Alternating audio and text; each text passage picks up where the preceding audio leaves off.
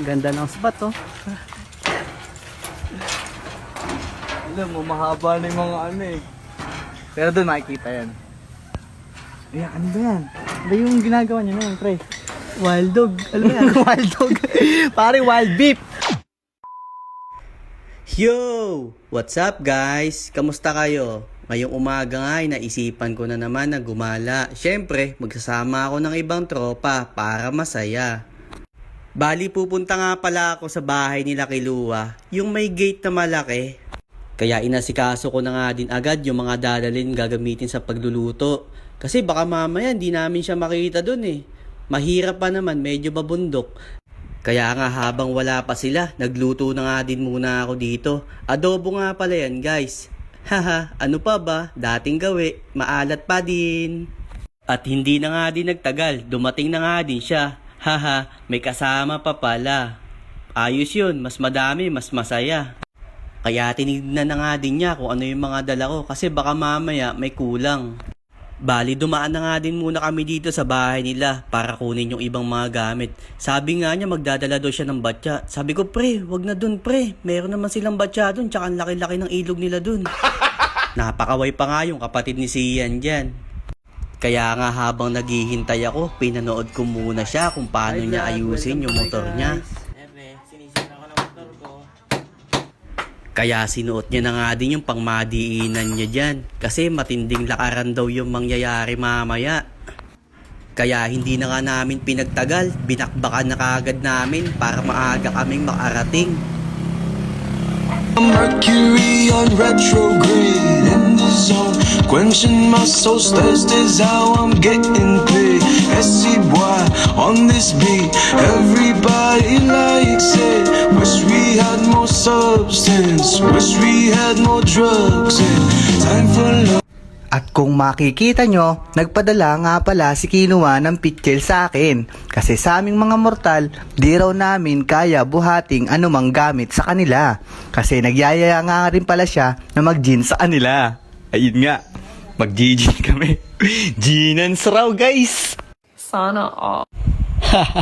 So yun nga guys, huminto nga muna kami dito sa Sebini kasi medyo mainit na din yung klima. Kagaya ng sitwasyon mo, mainit na, ayaw mo panlubayan. Kaya sinulit nga namin dito yung pagpapahinga. Tinagayad niya ako dito ng isang malamig na baso na tubig. Medyo malayo-layo pa kasi guys yung pupuntahan.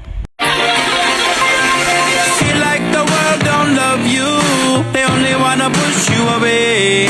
Some days people don't see you, you feel like you're in the way. Today you feel as everyone hates, pointing their finger looking at your mistakes. You do good, but they want great. No matter what you give, they still wanna take. You give your love and they throw it back. You give your heart, they go on attack. When there's nothing left for you, only thing that you can do is say today live like you wanna. Let yesterday burn and go it in a fire, in a fire, in a fire. Ayun, mas maganda dito. Okay naman, consistent. Oo, so yun nga, andito na nga kami sa tukod. Ayan oh. Ganda ng spot oh. Alam mo, mahaba na yung mga ano eh. Pero doon makikita yan.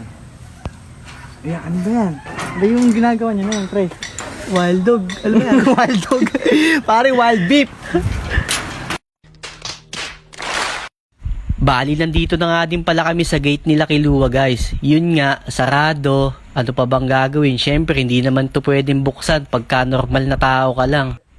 Ang alam ko kasi yung ibang nagtangkang pumasok dyan, sinalubong nila yung shotgun. Kaya nga naisipan nga namin na maligo na lang din muna. Actually guys, maliligo din talaga kami. Eh hindi nga namin nadaanan si Kilua. Kaya ayun, dito talaga ang bagsak namin.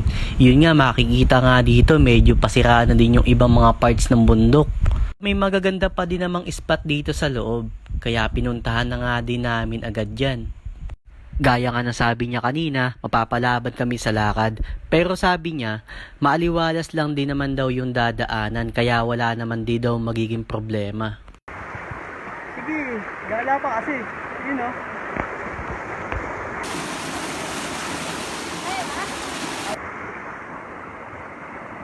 Babasa kayo. Baka may ibang daan, baka pwede ron. Oo, baka pwede nga ron. O di ba? Hindi naman mahirap yung daan. So yun nga guys, naisipan nga namin na dito na lang kami magpapahinga tsaka magluluto para hindi na din kami masyadong mapagod. Tignan mo naman, ayaw mo pa ba nung ganto? Kaysa naman nasa bahay ka lang tas wala ka din namang ginagawa. Kaya nga hindi na nga din namin pinagtagal, inasikaso na kaagad namin yung lulutuin namin.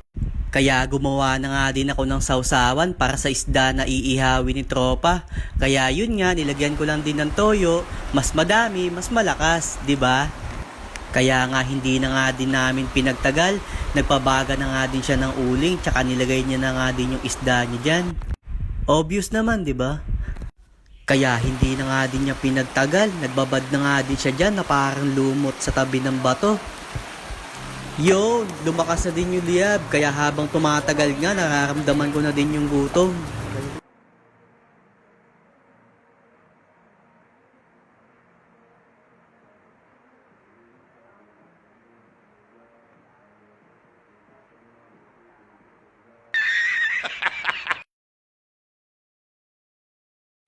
Ayun nga, bali luto na nga din yung kanin namin dito. Kaya nga sa sobrang gutom ko, tinikman ko na nga din talaga kung luto na.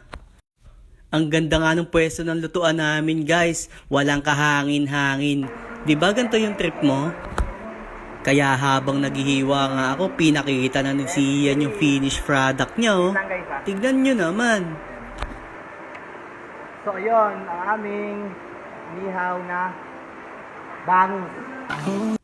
Sa wakas, nakaluto na din kami. So yun nga guys, tara kain muna tayo. Syempre, hindi natin pwedeng makalimutan na magpasalamat kay God sa lahat ng mga bagay na ibinibigay niya sa atin. Ano pa ba? Fight na! Habang ine-enjoy nga namin yung pagkain, napagkwentuhan nga namin kung paano nabuo yung kuweba na to. Ang ganda kasi ng pagkakagawa. Dahil sa haba nga din ng biyahe, napadami din yung kain namin. So yun nga, kung sino yung mahuli, siya ang magliligpit.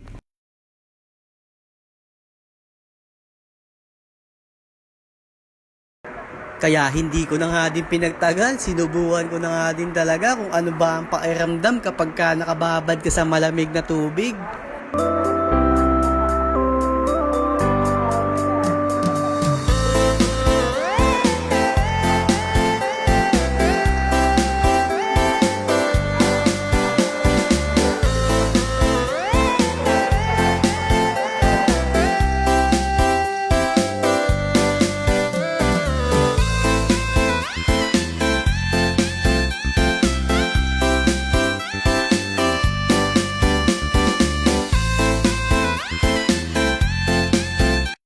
Kaya hindi pa nga din kami nakontento, dumulo pa nga kami para humanap ng magandang tatambayan. There was a time some time ago when every sunrise meant a sunny day. Oh, a sunny day.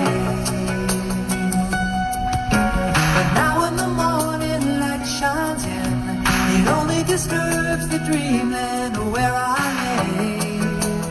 Oh, where I lay. I used to thank the Lord when I'd wake. So yun nga guys, hanggang dito na lang. Maraming salamat sa panonood. Ingat tayo palagi.